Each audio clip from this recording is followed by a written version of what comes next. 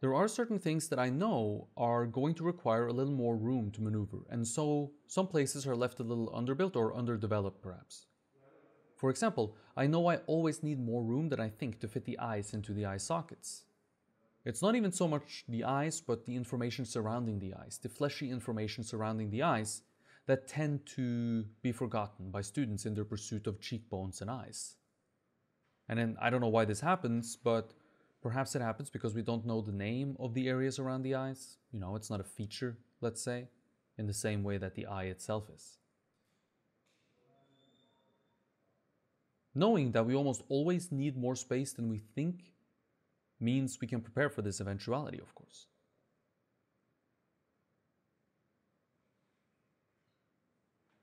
Following along with our concept of harmony guides us towards a certain set of decisions that will help us maintain as much harmony as possible while maintaining flexibility and considering the possibility, or the eventuality rather, that the eye will need to fit into the eye socket, and that it will take up much more space than we think.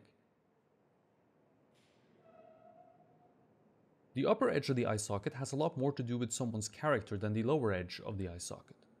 Therefore, if we are looking to find more space, we should reduce the height of the lower edge of the eye socket and not the upper edge. If we adjust the upper edge, we'll find ourselves with a very different person in a very different mood very quickly. Our sculpture will look really surprised or laughing perhaps, very clown-like. None of the things that we are after.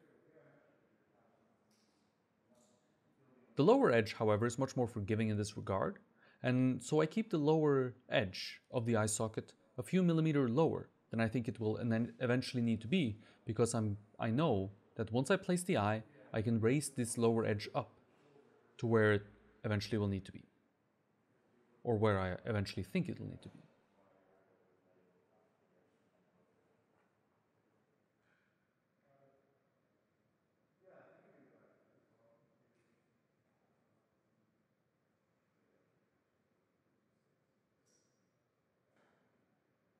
The depth of the eye socket is also an issue.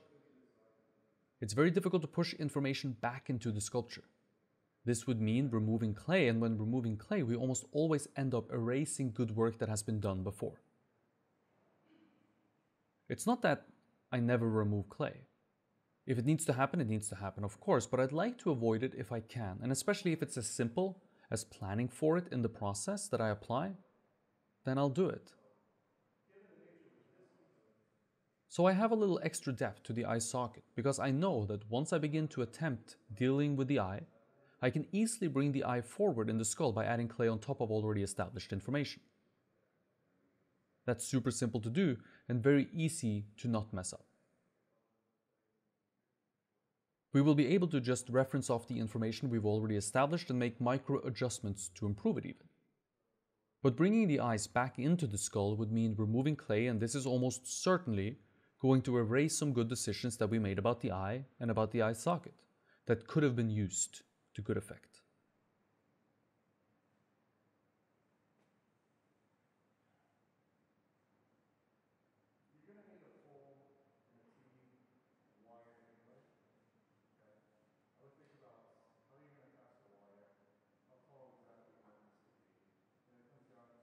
While there are many ways to approach the front of a sculpture, the front view of a sculpture, I try to make sure that I have my priorities in order. This means for me that a certain set of problems is largely left behind unless something really seems off and is in desperate need of correction, of course. So from the front, while heights can be observed from here, I don't find them to be as easy to deal with from the front as they are from the sides. So heights are largely going to be left alone, unless something stands out, of course. Ideally, they've been dealt with well from the side views, so I should be good. The only thing regarding heights I do focus on is symmetry.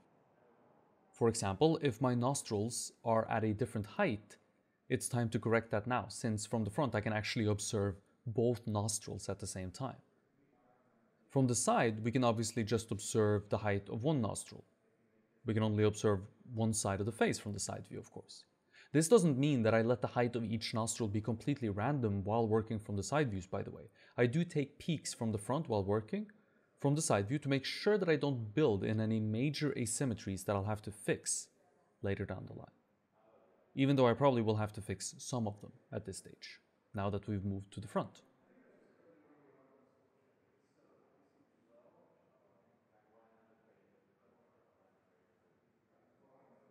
Certain things simply cannot be observed. I'm primarily talking about depths here, of course.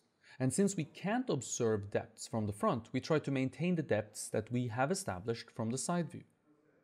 By doing so, we can leave our worries about depths behind. Hopefully the work being done from the front doesn't ruin anything good we did from the side. We have to pay super close attention to the depths that we've established and respect them. Respect where we place them from the side view while working from the front view.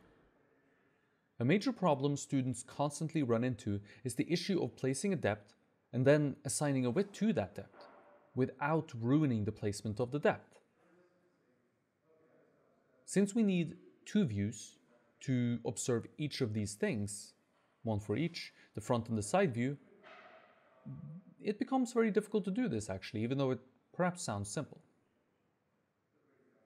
We have to constantly think about what can be achieved and observed from where we are observing from, and what cannot be dealt with and should be left alone and preserved from previous views.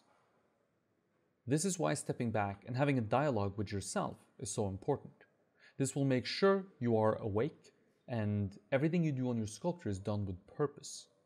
And this is especially important when you are new to sculpture. You need to have that dialogue with yourself.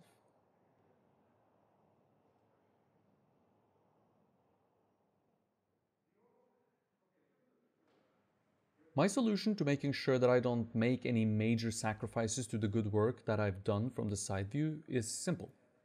I work slowly when adding clay from the front and do not make any large jumps in widths. You'll notice as this sculpture progresses, more and more width will be added to the face, but not a lot at once. I work a little bit everywhere as well. I don't add all the width that I need only in the exposed bony areas of the skull, for example. I work a little bit on the skull, then I work a little bit on the nose, then I work a little bit on the fleshy bits of the cheeks, and then I work on the mouth and the lips. Little by little, the sculpture progresses forth and begins to emerge and look like something. But I never make any wild jumps in any region, as this would mean leaving other areas behind, which contradicts with my goal of maintaining harmony as I move forward with my sculpture.